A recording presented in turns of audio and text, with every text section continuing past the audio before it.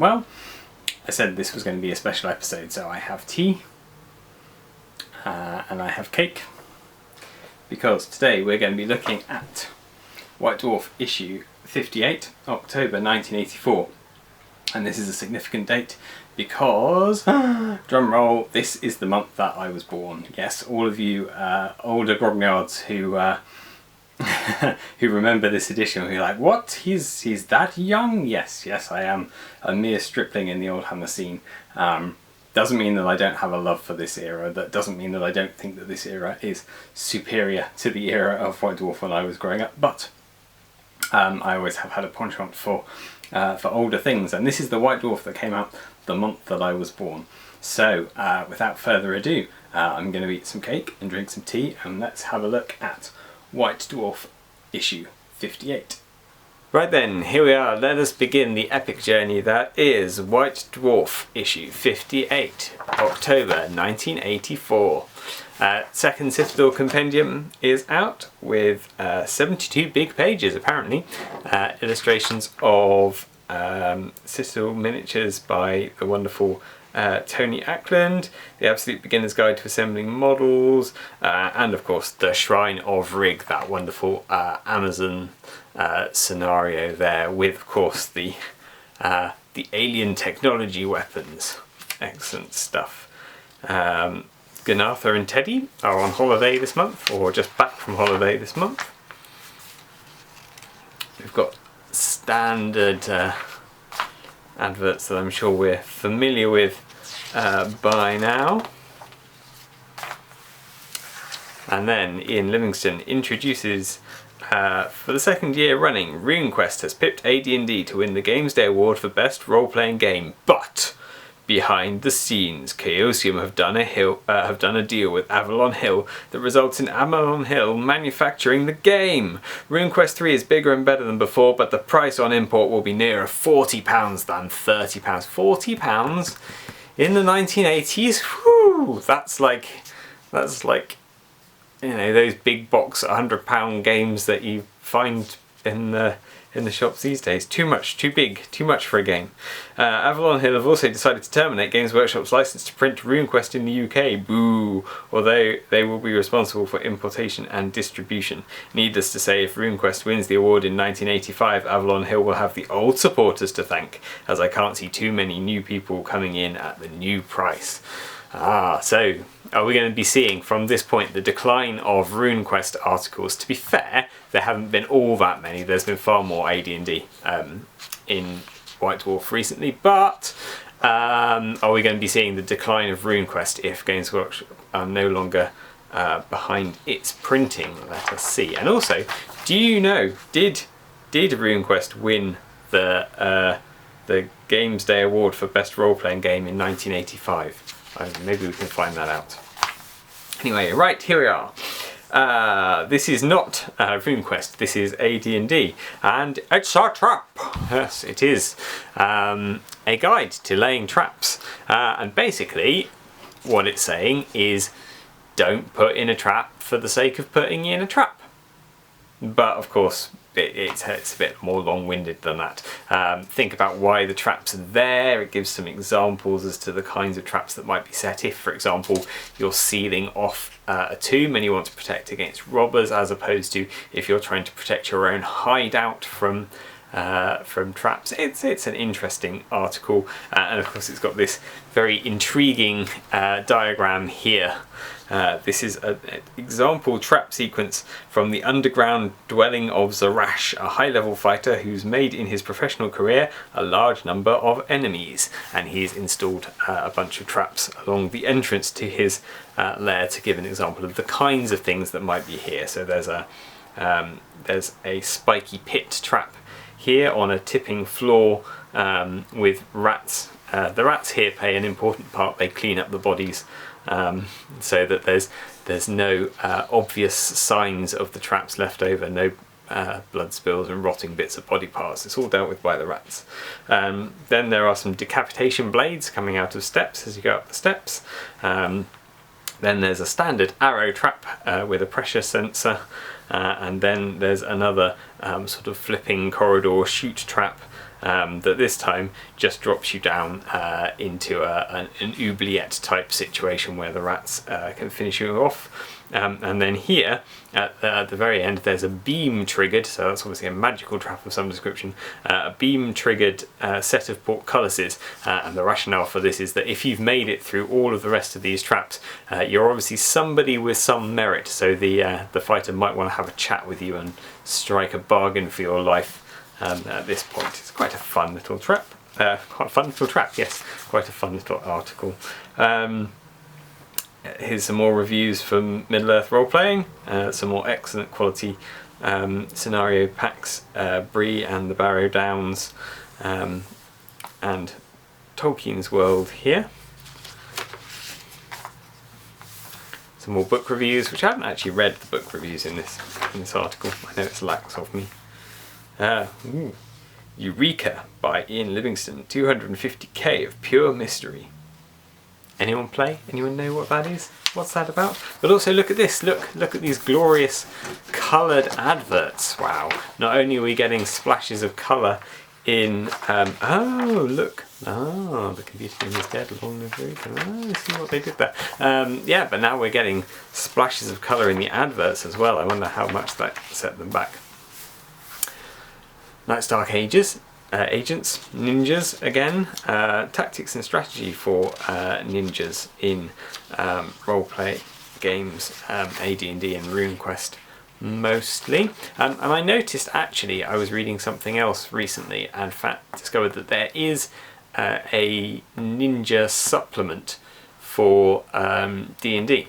I think it's a bit later than this, but well, of course there is a ninja supplement for D&D, but it'd be interesting to know if it came out a bit later than this, how much of the ideas that are in this series of articles made it into there. Here's another one of these red pages or coloured pages that makes it really difficult to read.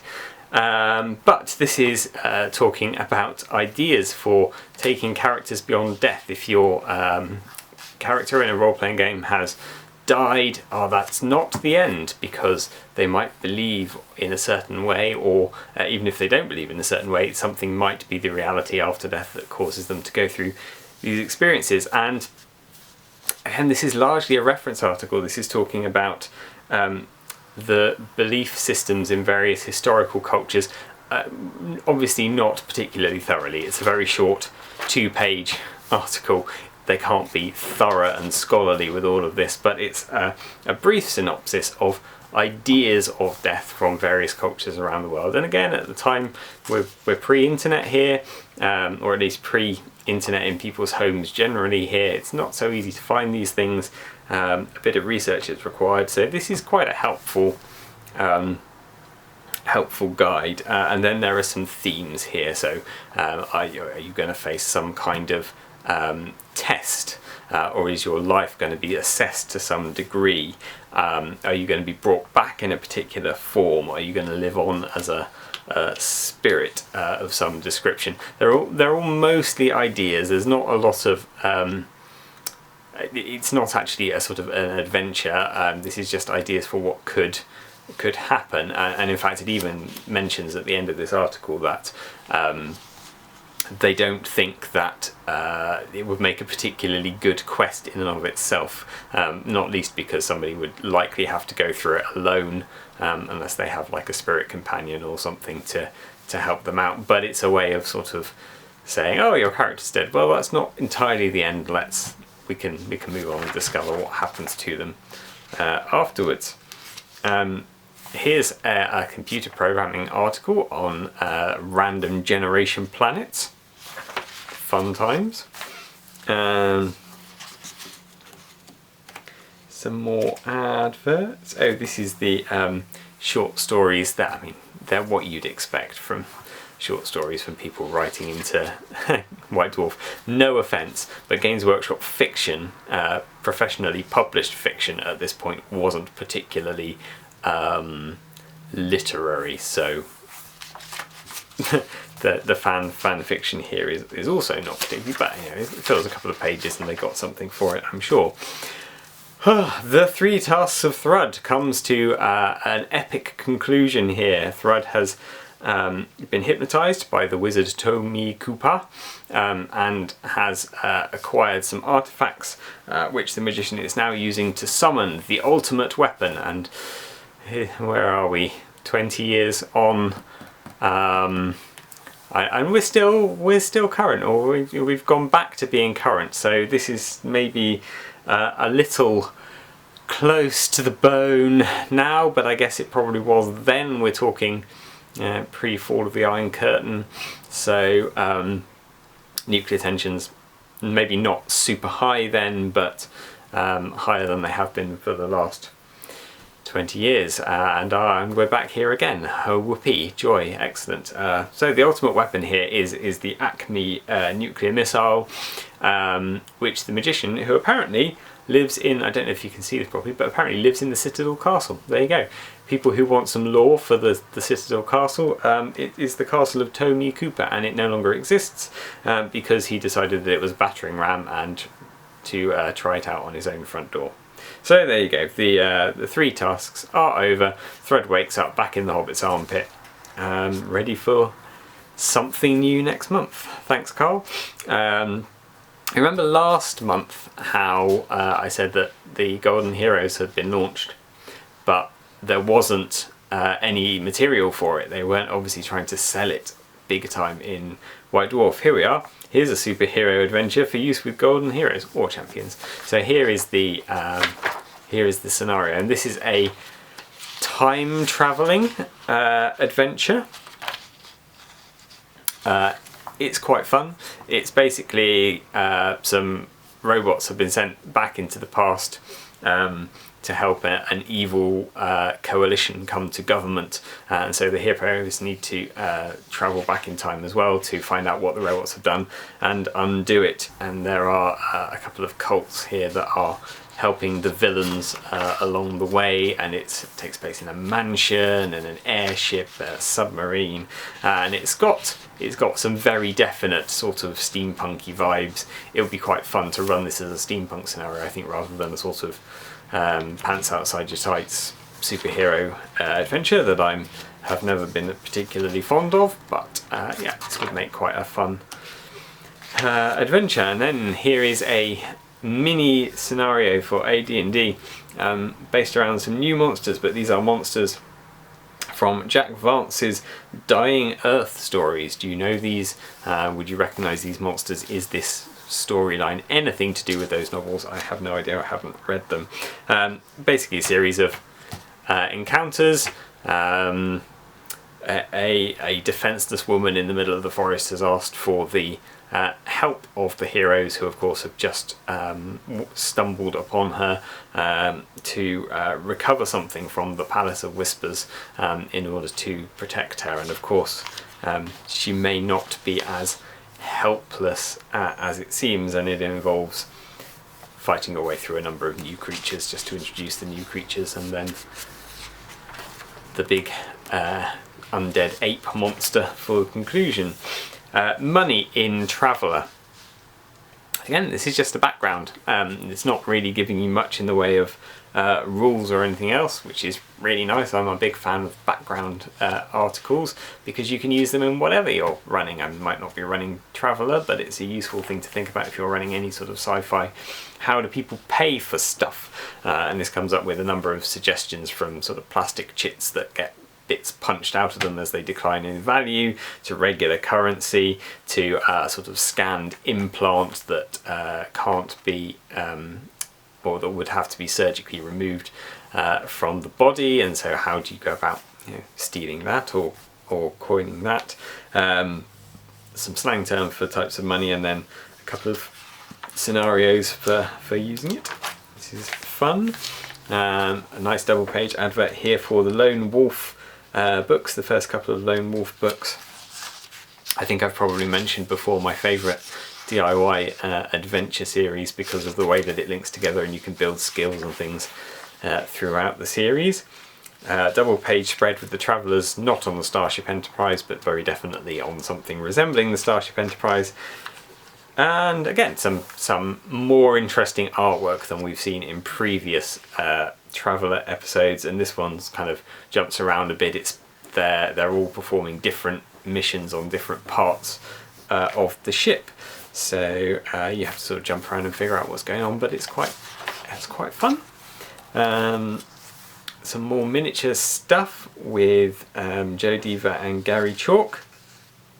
There's some interesting commentary on this a bit later on, but actually this is going to tie in quite well to what we look at in the 90s edition, because it's talking about shading and highlights and a bit of colour theory here. So this is why it's got the colour wheel here. It's talking about using complementary and contrasting colours, which anyone who has done I don't know, secondary school art ought to have studied, ought to know about colour theory. This is not a big new thing, but it's always worth thinking about in terms of painting miniatures, and particularly with small things, making them pop on the tabletop, remembering that this is not a grim dark era. This is a more colourful era, before everything was kind of natural greys and browns, and I like natural colours on my figures. I try not to go too bright a lot of the time, but I do also like some colour. There's this phenomenal giant here.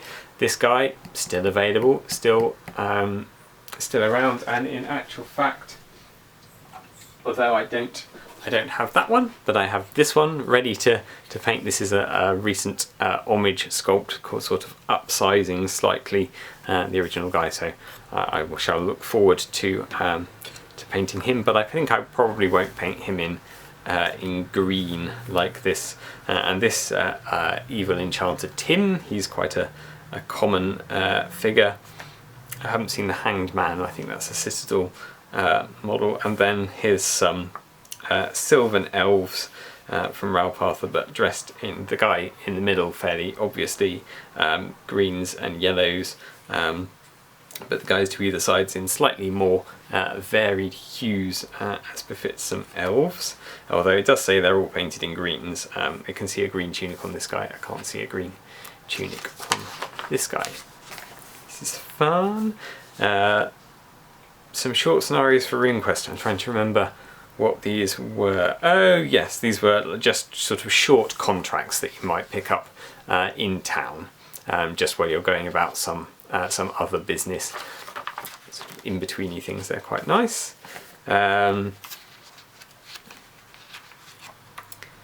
More bits and pieces for AD&D there, and the letters page. Shall we read out some letters page? I'm writing to comment upon Matt Mason's rather scathing attack on the Tabletop Heroes work of Joe Diva and Gary Chalk, White Dwarf 56. We're in 58. I must have missed that letter. I'll have to go back and have a look at that letter. Yeah, in fact, hold on, bear with me a moment. I'm going to go and find that letter. Here we are. Okay, this bears reading out. It was with increasing dismay that I found Messrs Chalk and Diva's pitiful efforts still in the pages of White Dwarf. Their photographs continue to show that neither of these gentlemen know much about the principles of photographing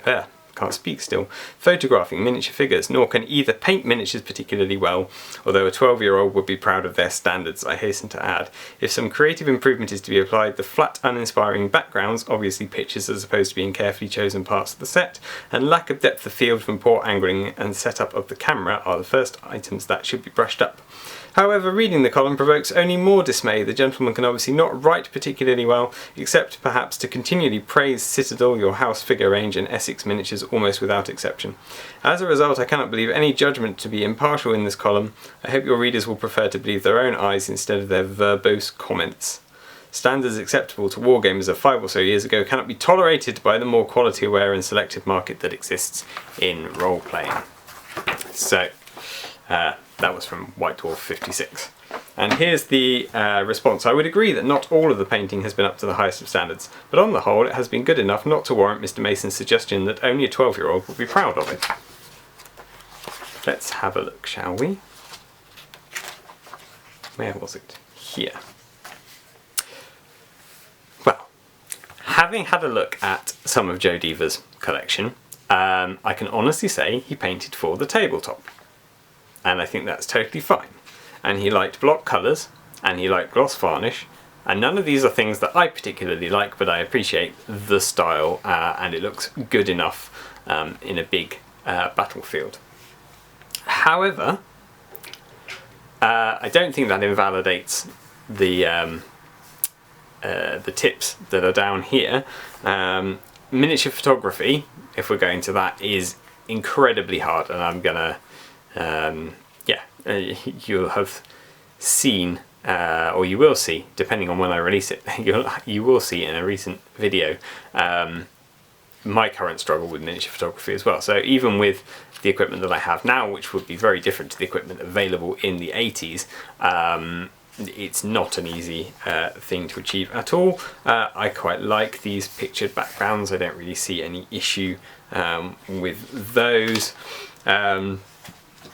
I don't suppose it will help cause a message chalk and diva if I to mention that the equipment necessary for achieving the depth of field Mr. Mason desires can be very expensive. Close-up figures of this size often mean that other figures nearby lose focus if one attempts to get all the detail on the main figure right. Yes. Third occasion, that of that of using backing scenery consists of mere pictures instead of photographing sections of a complete diorama, whilst having some basis is still overcritical.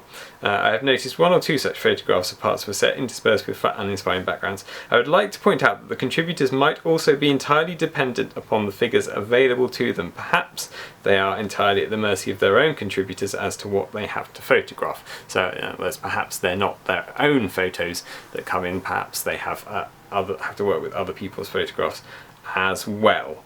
Perhaps it would be an idea for Gary Chalk and Joe Jeeber to defend themselves from such attacks by letting us know their situation. Are they full-time photographers of miniatures?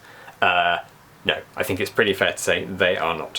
What sort of equipment they use, where the figures come from, the availability to them of fantasy dioramas, it might make a fair future Tabletop Heroes article as for photographing miniature figures. As for Matt Mason, as he's so critical of the contributors' efforts, maybe he would like to send in to White Dwarf some of his own work for publishing and show us how it should be done. Well, I wonder if he did. I wonder if he took them up on that suggestion. So yes, let's go back. Let's have a look. Another look at this page. They're certainly not the level of painting that we're going to see in the 90s White Dwarf. They're certainly not the level of painting that a professional miniature painter would paint to these days. But they're toy soldiers at the end of the day, and this is my big sort of bugbear. Like, just paint them and enjoy it and enjoy the process. And if you're learning a little bit, like this whole colour wheel thing, this is extremely basic, but if that's where you're at, then these figures are still something to aspire to.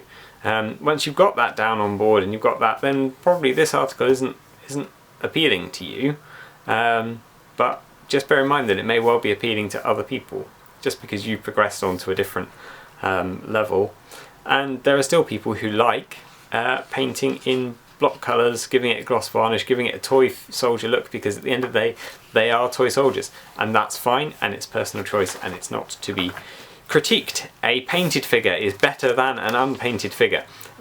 Although recently I have thought that some figures actually look really nice left unpainted and just given a wash of black ink or sort of polished up and made to look shiny. Some of them have that really nice old school look, particularly for dungeon bashing with paper floor plans. It looks really nice. So, you know, who's to say you need to paint your miniatures at all? Anyway, Gobbledygook plays a rather hilarious trick on Lub Lub by feeding him some tasty fruit from the tree. That isn't at all a hand grenade.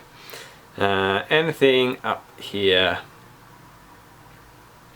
Oh yes, I was going to point out this. Potential game designers have been the subject of a rather elaborate hoax. A gentleman from Manchester received a letter from the group calling itself the Games Workshop Game Development Division, based in Reading.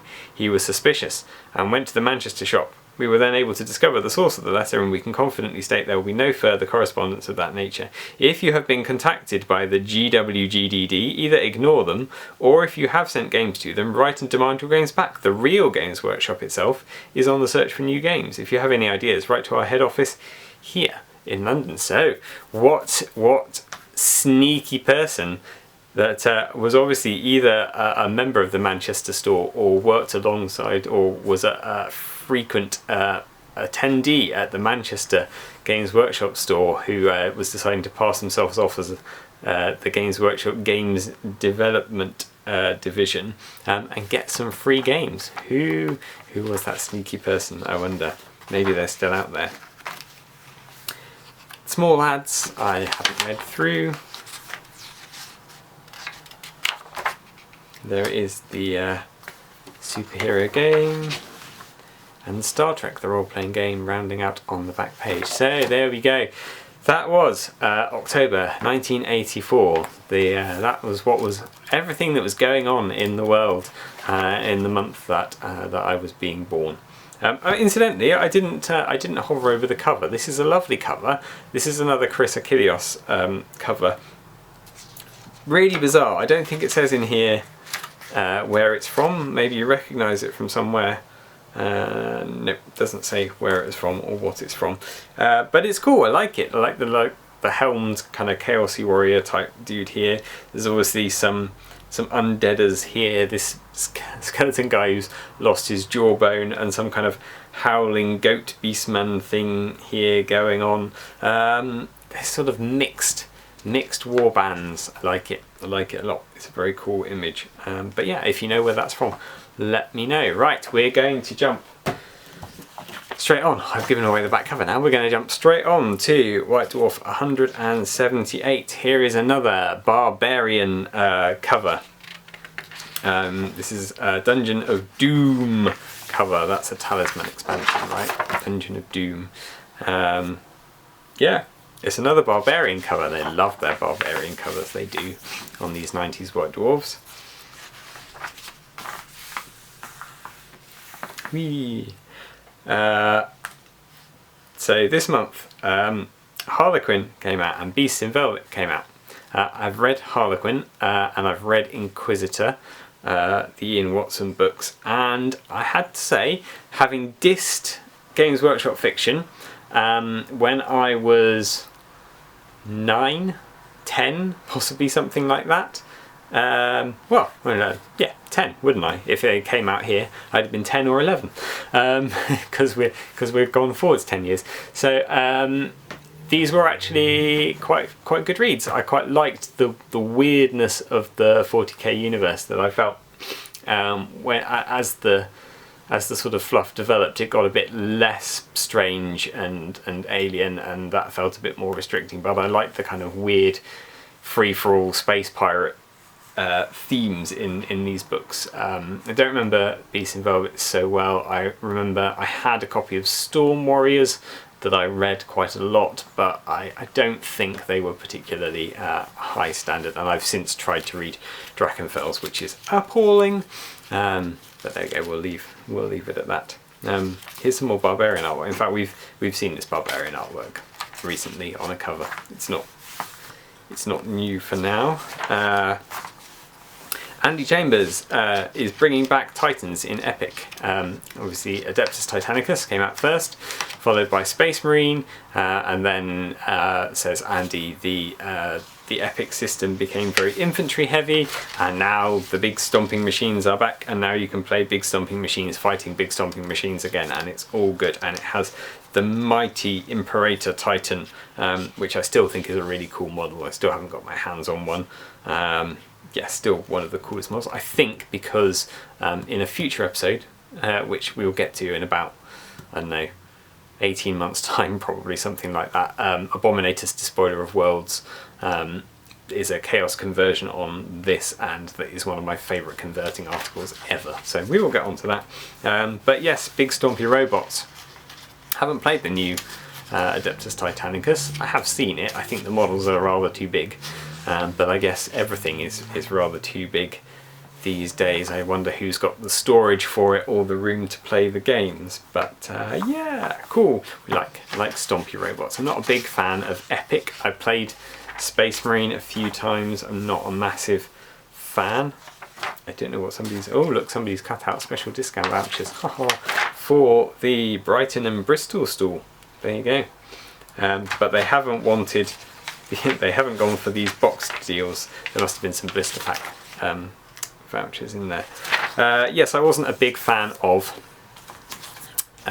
Space Marine, but I do like the idea of big stompy robots fighting each other. Right, here we are in the painting guide. So you remember I said that there was going to be a relevance here. Here is the Warhammer Armies painting guide by Mike McVeigh, talking about painting orcs and goblins. And what's immediately obvious from looking at these pictures is we're dealing with a green and a red colour scheme here. And where are green and red on the colour wheel? Well, I will leave you to find that out, but there is a reason, yes, that they've chosen red as a colour to go alongside green. It's not just that everything in this era was painted red. Everything in this era was probably painted red because their tabletop was this shade of green and their bases were this lovely bright goblin green that you either love or you hate. But if you're photographing everything against this green static grass mat, you need it to show up, and you need it to show up brightly, and so everything is painted red, and that's the logic there. It's a good painting guide. This made me laugh, that the rank and file troops here, this is a metal forest goblin archer, and it talks about this being a basic paint job. Well, I think up to here is basic. I think this is slightly above basic. I'm not sure Mike McVeigh has really held back on painting this one. And then when it gets to unit leaders and characters, maybe you could say that's about on the level there, and then there's a further level on. But this is a bog standard plastic orc. That's fun. I like that they're doing that. That they're saying, hey, do you know what? It doesn't matter. It doesn't matter what the model is. You can paint it to this standard. You can paint it to this standard. It doesn't matter. Talking about the use of geometric patterns and things. I have got a big Night Goblins army that I'm hopefully going to be painting up next year, hopefully, and I'm not going to do it like this, but it's good to see how the studio did it. And Mike says that with these he undercoated them entirely in black and then re-undercoated the other coloured bits and painted those in, which is probably true, but he hasn't just left it at black. He says that because Night Goblins are so small and they're mostly black, you can just get away with spraying them back and painting the faces in, which I think is a bit disingenuous, because there's obviously quite a lot of shading that's gone on here, and black is one of those colours that you can leave it completely untouched and it looks okay, or you can be really good at shading it like this and it looks brilliant. And somewhere between there's 100 stages of it not looking that great. So black is really, really hard. So maybe that's why they've just said paint it straight black and then paint the skin in as well. Smiley spiders, look, and lovely wolves and plastic balls. The Lehman Russ. There's not much to say about that. It's a big plastic tank. It was the biggest plastic tank available at the time. It marked a new era of plastic tank kits, eventually superseding the older Rhino and Land Raider kits. Yeah, that's what it is. Here is an article on using tanks in 40k, so you can instantly go out and buy yourself 50 Lehman Russ tanks and stick them on the tabletop. These classic Eldar jet bikes that then lasted forever and ever and ever and got sort of upgrade kits along the way. Beautiful things. Here are the older kits, look, they're still around with metal upgrade turrets.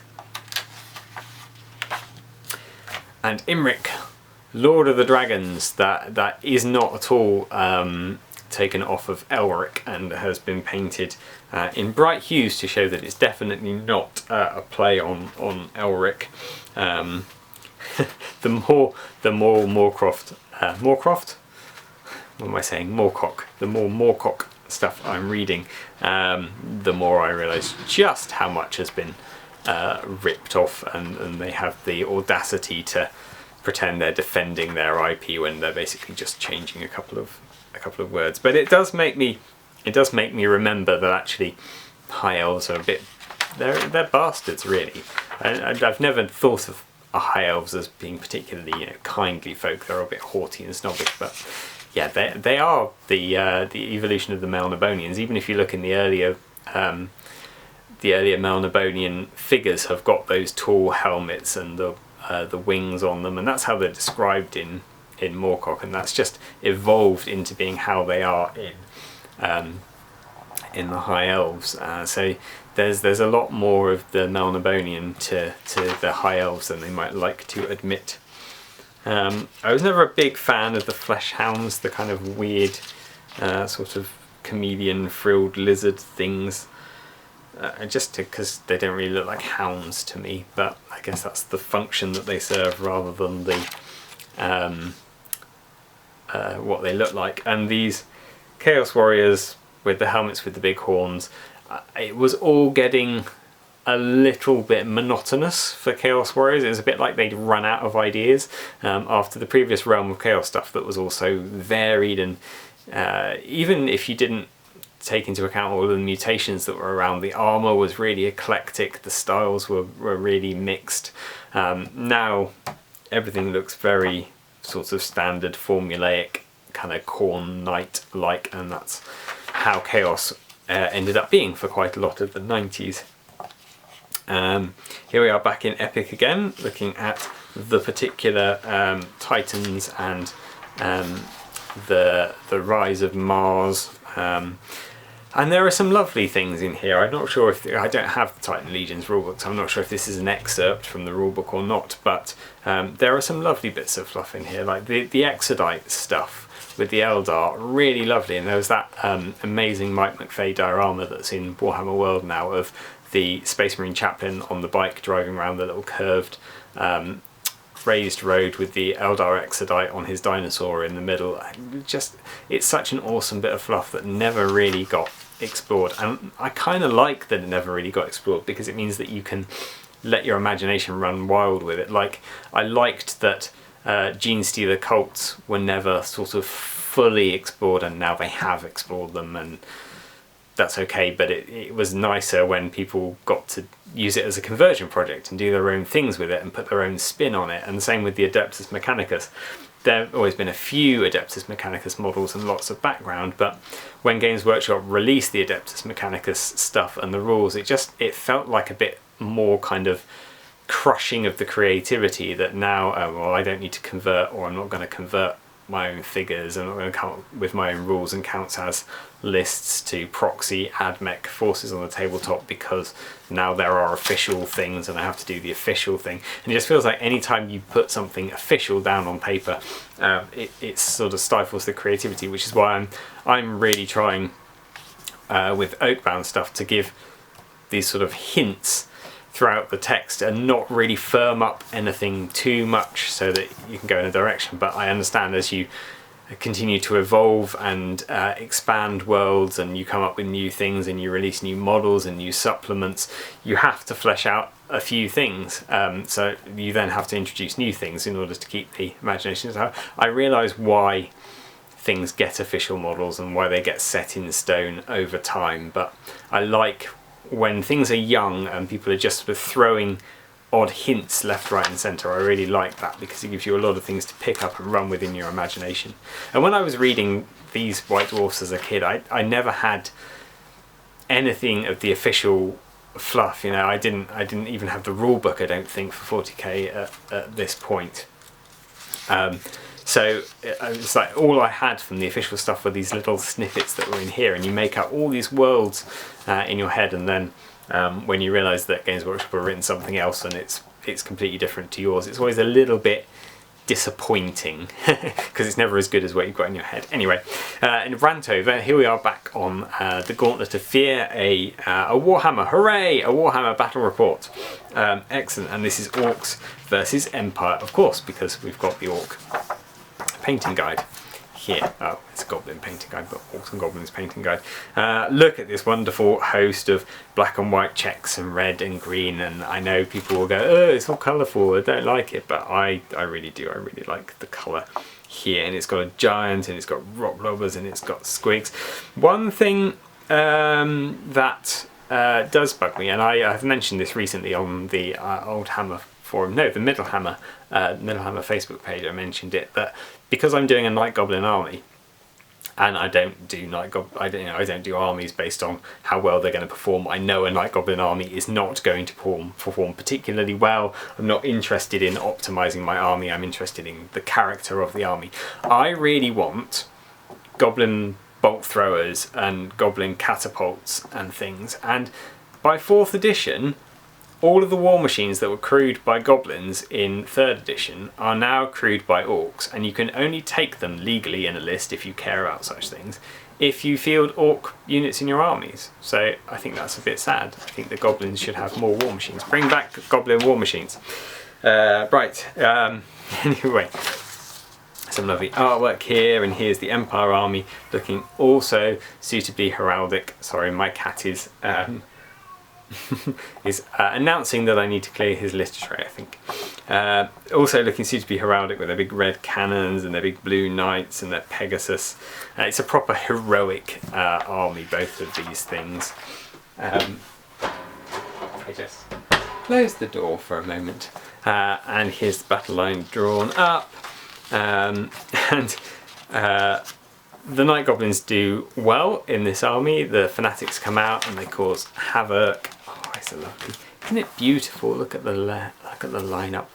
Oh, it's just such a wondrous thing to behold. No wonder that 10-year-old me got so excited by seeing these layouts.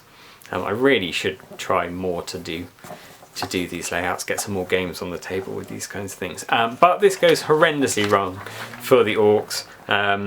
The Empire are learning from old Weird's tactics that we looked at previously, and trying to do the what do you call it, the flank attack thing. Anyway, the rolling line thing.